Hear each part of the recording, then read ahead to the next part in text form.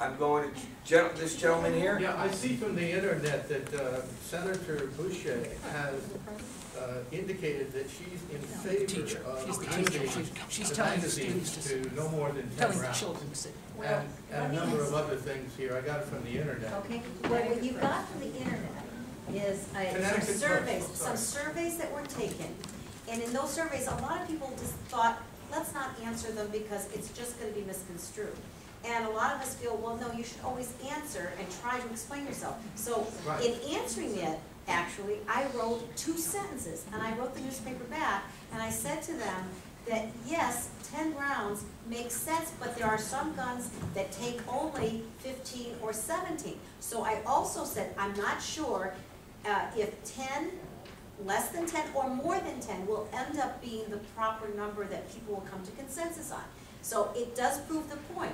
Be careful by answering any surveys you should have, because it's never reported in the complete way in which you actually wrote the response to. So you have to be careful. And I did write them back, and they didn't respond when I said, why didn't you put the entire statement that I put on the internet? So I am in support of banning very large capacity. I don't know about whether 30 or 50 should ever be allowed to be in the hands of someone that is not in the military or what have you. On the other hand, should the number be 7, 10, 15, 17, or 19? That I'm not completely sure yet where the consensus will end up.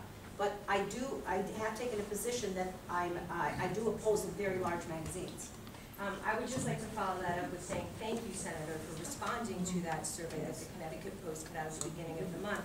I am curious to know why Rep. Cafero and Senator France and Representative O'Day, you either declined to respond or you responded as undecided to every question. I did not, Tom O'Day, I did not respond. I've been quiet because I'm the new guy, okay? I have to be honest. I am torn on all of this. There is very strong passions on both sides. Now, I just want to read the consensus things. Now, I'm for eligibility certificate, including fingerprints and completion of a fire safety course to purchase any long gun. Okay, this is all consensus, which all I agree to. Universal background checks, increased requirements to purchase ammunition and magazines. Slower, please, sir. Statewide deadly weapon offender registry. The expand safe storage that Cafero stated. Prohibition of applications for permits to carry a pistol from any jurisdiction other than the applicant's residence. In other words, people are going to where they work, and it should be where you live. Stricter mental health lookbacks, require permits for gun shows. That's a loophole. Reconstitute firearms examiner's board, and then ban the sale of armor-piercing and centering bullets, and increase penalties for criminals. Now, what everybody here seems to be arguing about is the clip size. I have to be honest, I don't know. Okay, the answer in my mind is somewhere between 10 and 20. Okay, and I don't have the answer to that. The reason why I didn't respond to that survey is, frankly, I didn't know the answers when they sent them to me. I'm trying to learn, and I'm trying to get input from you all. My goal tonight was to sit and listen to what you all had to say. I'm your representative, most of you, and I'm doing the best I can. So please give me your input in a calm, reasonable manner so I can accept it. Just to answer the question as to why I declined. And by the way, 20 years, I think my record, my gun votes are public, okay? I voted in '93 to ban, for the assault weapons ban. I modified it in 2001. Then why is the NRA giving you an A+ rating? NRA gave me a C rating and a B- rating. I've gone from D's to A's on any given year. And I like it that way, because that means nobody owns me, okay? Now let me tell you another thing about why I didn't respond to that. Based on the process that was just described, I'm a leader of a caucus, and it was ultimately, all the bills are sent to the 6 leaders to negotiate. I felt it totally inappropriate on behalf of my caucus, and as one of the leaders negotiating the final bill, to give my personal opinion before I go into that room. That's exactly why I declined. You will know soon enough how every one of us, excuse me?